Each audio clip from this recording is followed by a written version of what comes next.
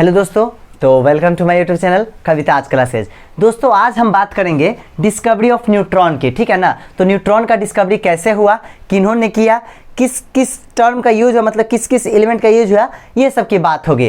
पिछले वीडियो में मैंने इलेक्ट्रॉन, प्रोटॉन, थॉमसन मॉडल और रदरफोर्ड मॉडल के बारे में आप लोगों को बता दिया है। तो पहले वो वीडियो देखिए, तब ये ऐसे समझ में तो आ जाएगा, लेकिन वो देख लीजिएगा तो ये देखने का ज़्यादा अलग मज़ा आएगा, ठीक है ना। तो चलिए बिना देर किए वीडियो की शुरुआत करते हैं। चलिए देखिए, न्यूट्रॉन का जो डिस्कवरी है वो 1932 में जेम्स चैडविक ने किया था। किन्होंने किया था?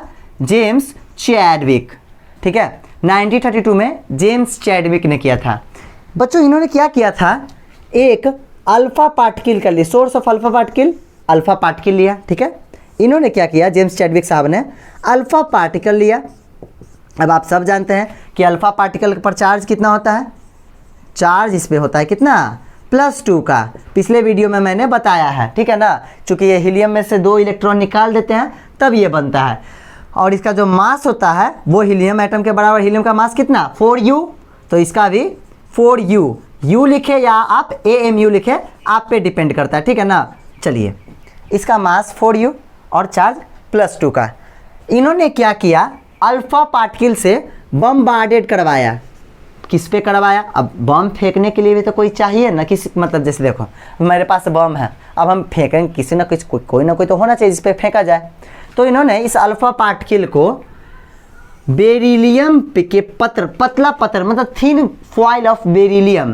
पिछले वीडियो में रदरफोर्ड ने लिया था गोल्ड फॉइल को, इसमें इन्होंने लिया बेरिलियम के पत्थर, ठीक है। तो बेरिलियम एटम लिया, Be एटम, ठीक है, जिसका मास कितना होता है भाई, बेरिलियम का मास 9u, और इस पे चार्ज बोलो या एटॉमिक नंबर इसका कितना होता है, एटॉमिक नंबर, वही तो चार्ज होता है, कितना होता है, एक मिनट, एटॉमिक नंबर ना, सॉरी एटॉमिक नंबर, हाँ 4, कितना 4, एटॉमिक नंबर 4, ठीक है। तो चलिए देखिए हुआ क्या, इन्होंने इस पे बम्बार्डेड करवाया, मतलब फेंका गया, तब एक बना कार्बन एटम, ठीक है, चूंकि कार्बन फंडामेंटल एटम माना गया है, तो कार्बन एटम C एटम एक बना, C12 बना था, C12 बना था, ठीक है ना। देखिए अब अगर हम कार्बन देखें तो कार्बन का कितना 6 और 12 होता है, जानते होगे आप लोग, यानी कि इस पे इसका एटॉमिक नंबर कितना है,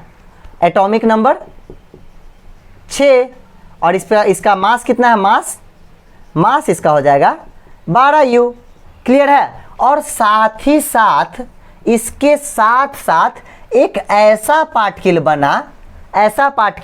बना जिसको बोला गया, ये जो पार्टिकल है ना, इसको N न्यूट्रॉन बोला गया, न्यूट्रॉन, जिसका चार्ज तो 0 था, चार्ज क्या था, 0, यानी कि एटॉमिक नंबर चार्ज वही प्रोटॉन, नंबर ऑफ प्रोटॉन, इस पे क्या था, चार्ज 0 था, इस पे चार्ज कितना, ऐसे होता तो 2 और 4 होता है, लेकिन ऐसे समझिए एटॉमिक नंबर से, देखिए ध्यान से, इस पे चार्ज था 0, लेकिन इसका मास कितना आया, 1। मतलब एटम में कोई ना कोई ऐसा पार्टिकल जरूर निकलता है जो चार्जलेस तो होता है, मतलब पार्टिकल जरूर होता है जिस पे कोई चार्ज तो नहीं होता, लेकिन उसका मास होता है। ऐसे समझ सकते हैं आप, देखिए ध्यान से, इसका जो चार्ज है, चार्ज वो कितना है, 0, बट इसका जो मास है वो हो जाएगा 1u। इतना समझ में आया होगा, कोई दिक्कत नहीं ना। चलिए समझिए ध्यान से, देखिए ध्यान से, ये हुआ कैसे, ऐसे समझिए। देखिए इसका मास कितना 9, इसका मास कितना 4, 9 4 कितना होगा, 9 और 4 13 होगा ना भाई। अब देखिए इसके पास कितना आया 12, मतलब एक mass, law of conservation of mass क्या कहता है, जितना इनिशियली मास उतना फाइनली, यानी कि इसका 4 9 13 हो रहा है, जबकि कार्बन का यहाँ पे 12 था, तो एक तो घट रहा था, वो कहाँ जाएगा, तो वो मास न्यूट्रॉन का था। क्लियर हुआ। अब देखिए चार्ज की बात करते हैं, तो चार्ज समझिए, ऐसे समझिए, इसका एटॉमिक नंबर कितना होगा, 2, चार्ज 2, ऐसे चार्ज से मत ऐसे समझिए ना, हीलियम He++ होता है, ठीक है, इसका एटॉमिक नंबर कितना 2, यानी कि इस पे 2 चार्ज होता है। चलिए बेरिलियम, इसका एटॉमिक नंबर 4 होता है, कितना होता है 4। अब 4 2 मिलके कितना बना 6। इसको समझाने का तरीका ऐसे होता है, एक्चुअल में ये नहीं है। देखिए ये 2 और 4, 4 2 मिलके कितना बन गया 6, यानी कि ये चार्ज इसके पास कुछ नहीं बचा।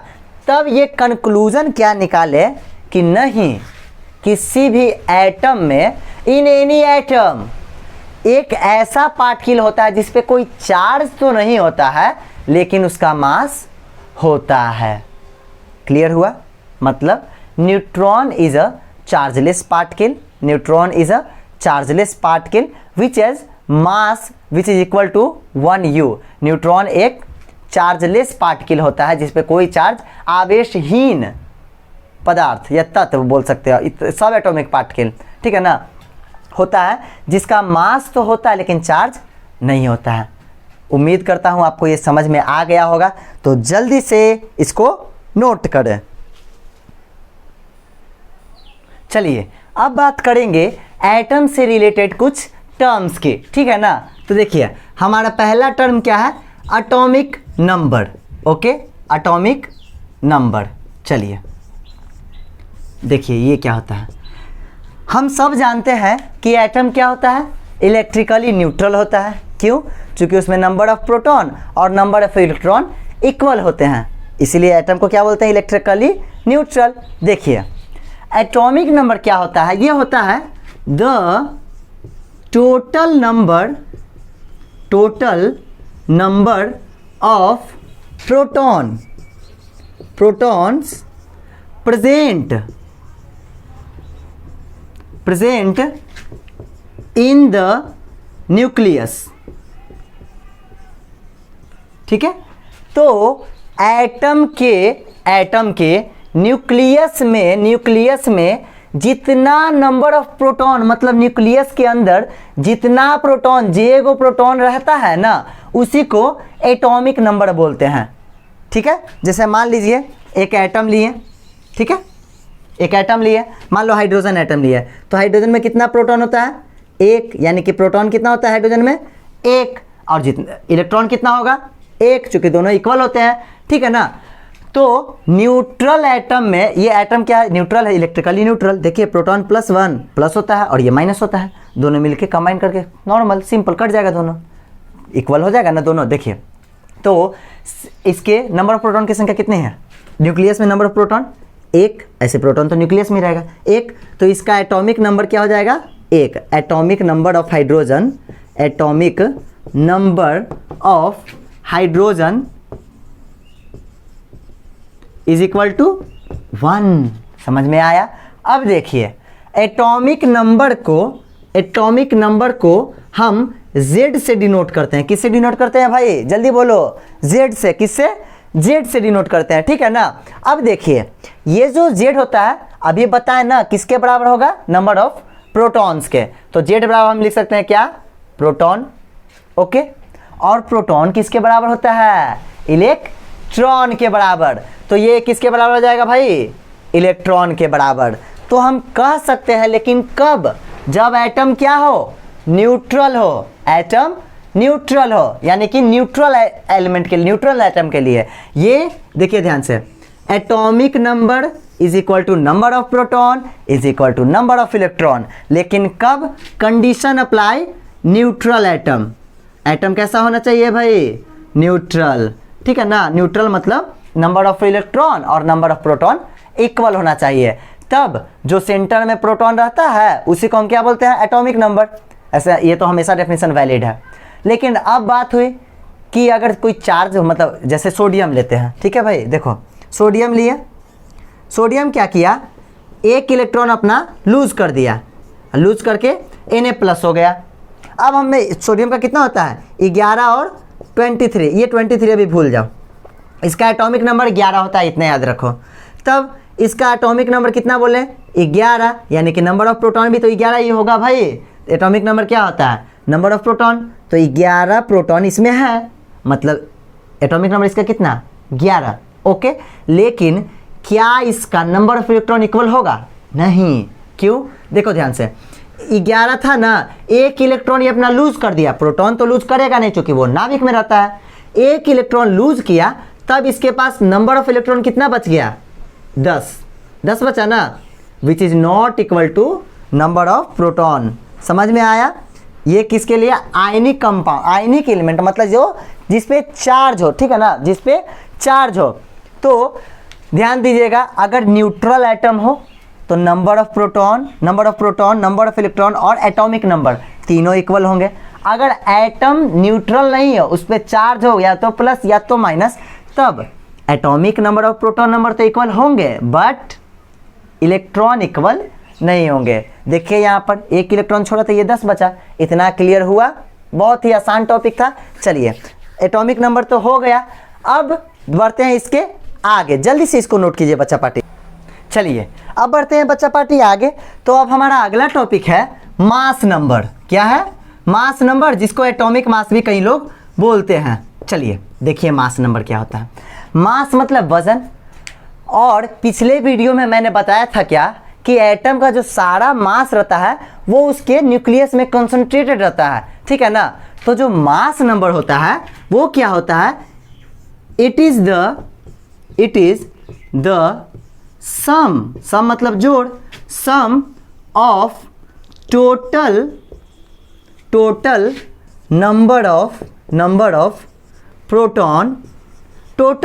Proton and neutron present in the nucleus. चूंकि नंबर ऑफ ये प्रोटॉन न्यूट्रॉन कहाँ रहते हैं? न्यूक्लियस में। अभी बताएं जस्ट। तो देखिए मास नंबर क्या होता है? नाभिक के मतलब न्यूक्लियस के अंदर जितना प्रोटॉन और जितना इलेक्ट्रॉन रहेगा दोनों का सम कर देंगे। कितना इजी है ना, बताओ तो। अब तुम लोग डरते हो। चलिए इसको रिप्रेजेंट करते हैं हम कैपिटल ए से। Mass number represented by capital A. अब देखिए फॉर्मूला के हिसाब से ये क्या होगा? सम होगा किसका?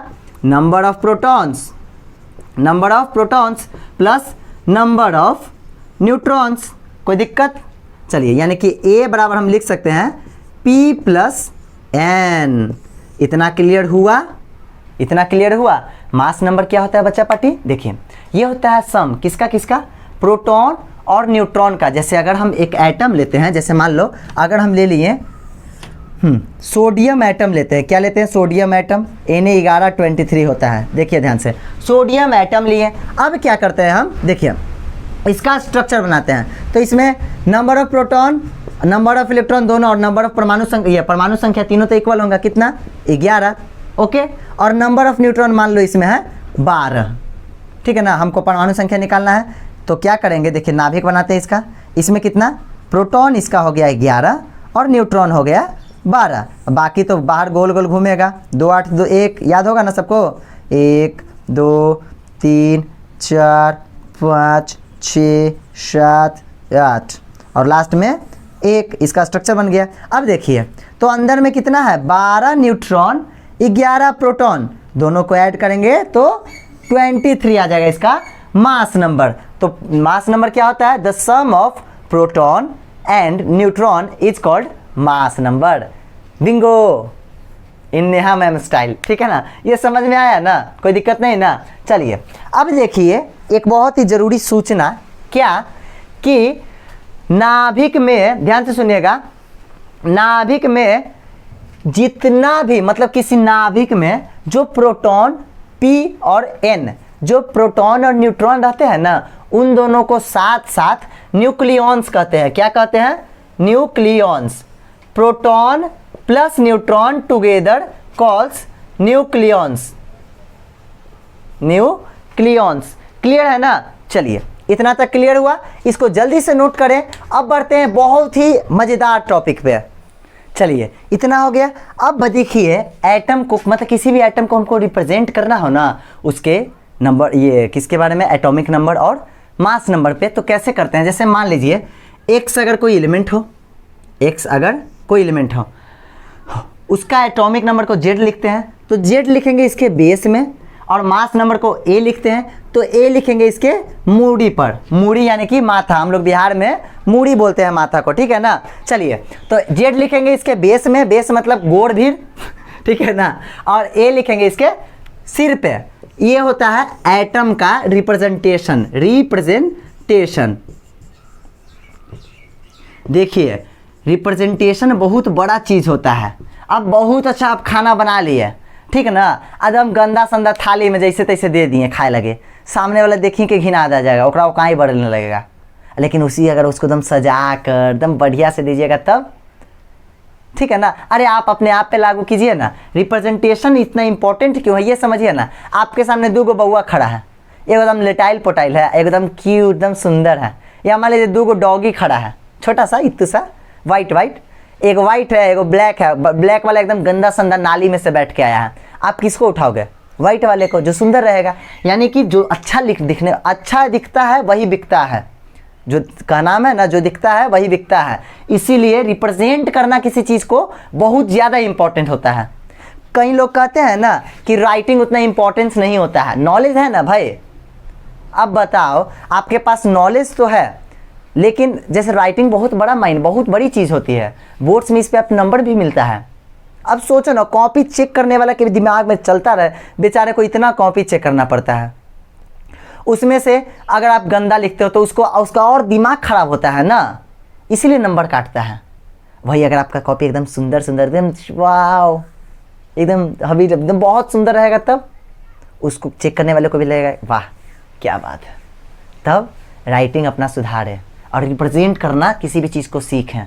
देखिए एटम को रिप्रेजेंट करना इस तरीके से है, ऐसे करते हैं, दिक्कत हुआ नहीं ना। चलिए ये तो रिप्रेजेंटेशन हो गया।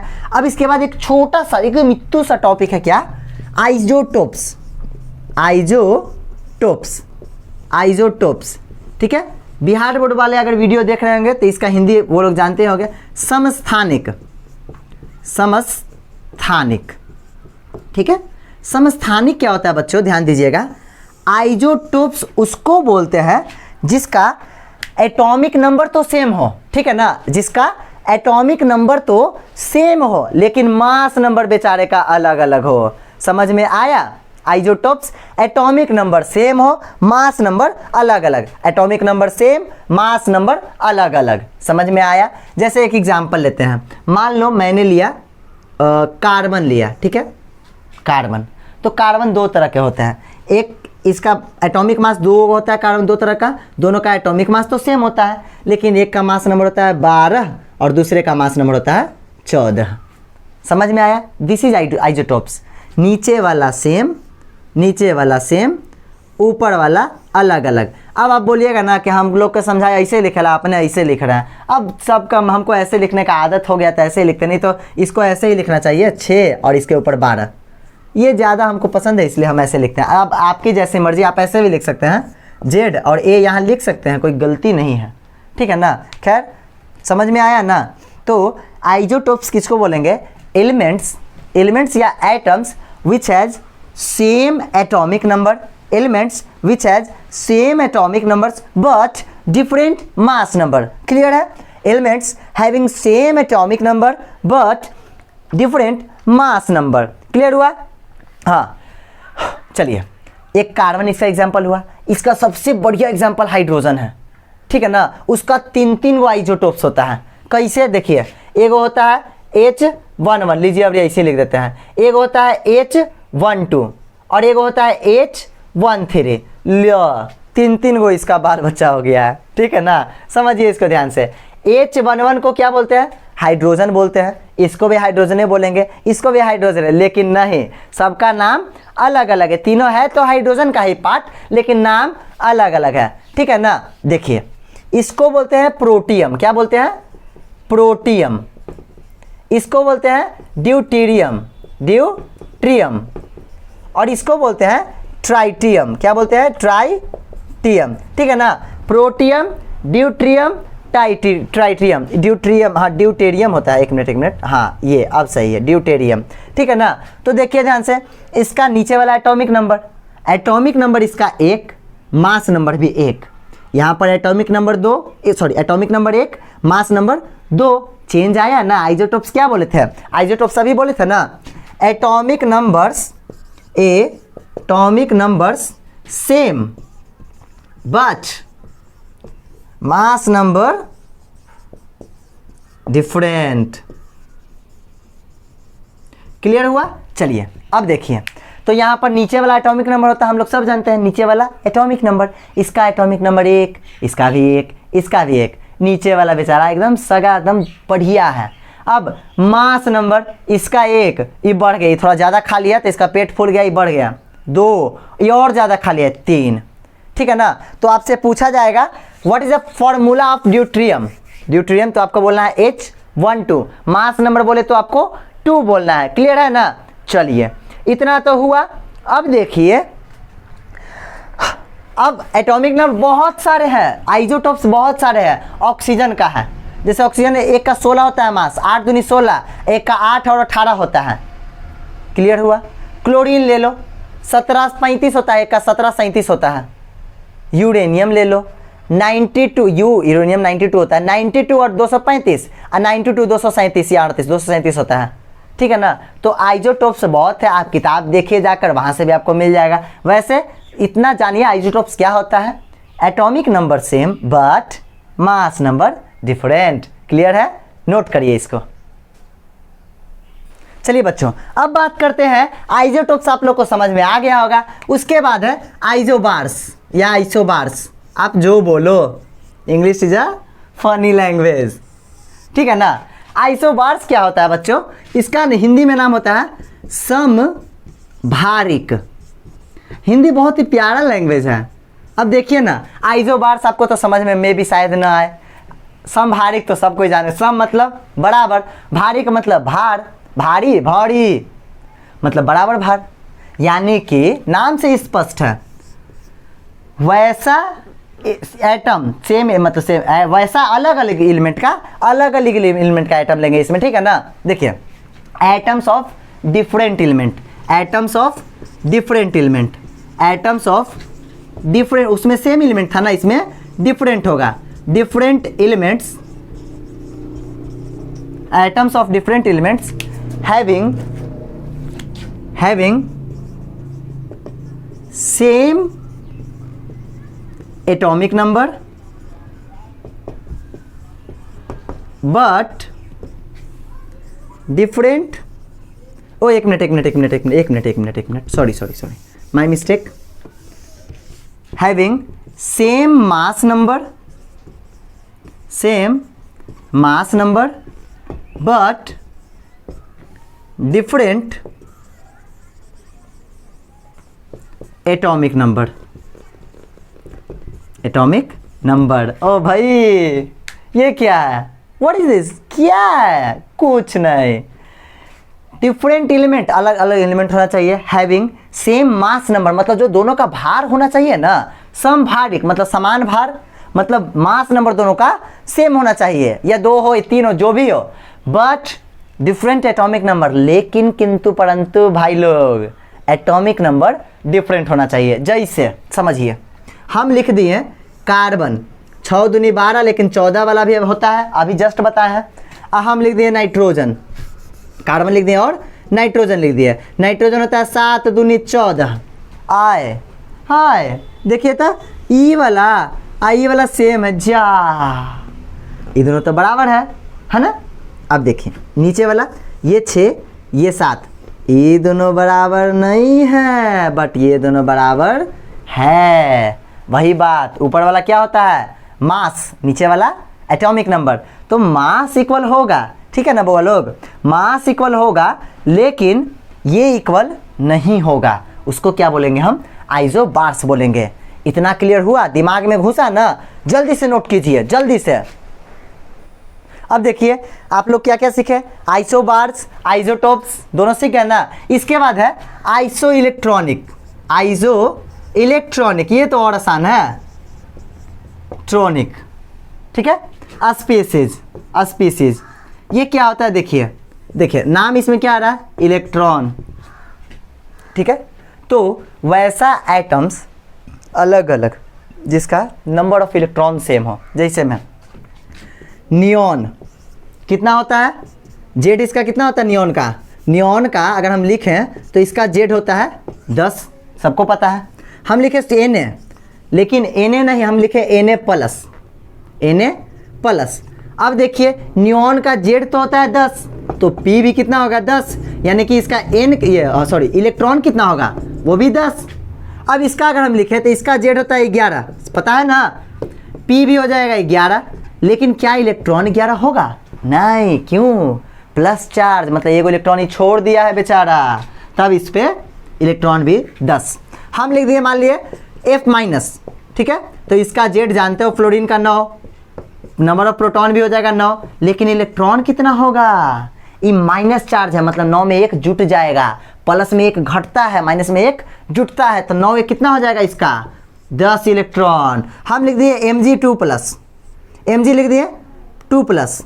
चलिए इसका जेड होता है 12, प्रोटॉन भी 12, लेकिन क्या इलेक्ट्रॉन 12 होगा? ना, कहाँ है? ख्यालों से निकलकर रियलिटी में आइए। 2 इलेक्ट्रॉन है, दो प्लस चार्ज है, मतलब 2 इलेक्ट्रॉन छोड़ दिया, पैसा वाला था छोड़ दिया, 2 को छोड़ा ना।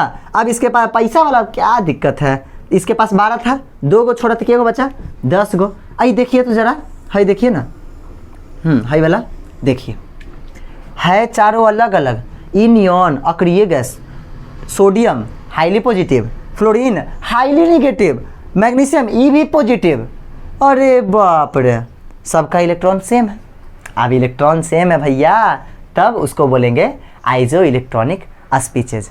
समझ में आया बउआ लोग? चलिए इसको नोट कीजिए जल्दी से, तब बढ़ते हैं कुछ सवाल पे।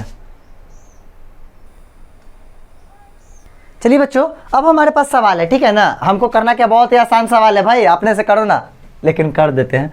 नंबर ऑफ प्रोटॉन निकालना है, इलेक्ट्रॉन निकालना है, न्यूट्रॉन निकालना है, ठीक है। अब देखिए Cl-, सबसे पहले इसका एटॉमिक नंबर दे दिया है, ठीक है। अब देखिए हम आपको बताए थे Z बराबर P बराबर E होता है, लेकिन कब? जब एटम न्यूट्रल हो, लेकिन यहाँ पर न्यूट्रल तो है नहीं, यहाँ पे चार्ज है, तो E बराबर नहीं होगा, लेकिन ये दोनों तो हमेशा बराबर होता है। मतलब बराबर कितना? 17 है, तो P निकल गया 17। लो आंसर मिला पहला का। नंबर ऑफ प्रोटॉन निकल गया, नंबर ऑफ इलेक्ट्रॉन निकालो E। अब देखिए याद रखिएगा, जब भी इलेक्ट्रॉन का नंबर निकालना हो, तो अगर निगेटिव चार्ज हो तो प्रोटॉन में जोड़ देंगे एक, अगर निगेटिव चार्ज हो तो प्रोटॉन में एक जोड़ देंगे, और अगर पॉजिटिव चार्ज हो तो जितना पॉजिटिव चार्ज होगा उतना घटा देंगे, जितना निगेटिव चार्ज उतना जोड़ देंगे, एक नहीं सॉरी, जितना निगेटिव चार्ज रहेगा उतना नंबर प्रोटॉन में जोड़ देंगे, और अगर निगेटिव हो तो घटा देंगे। समझ में आया?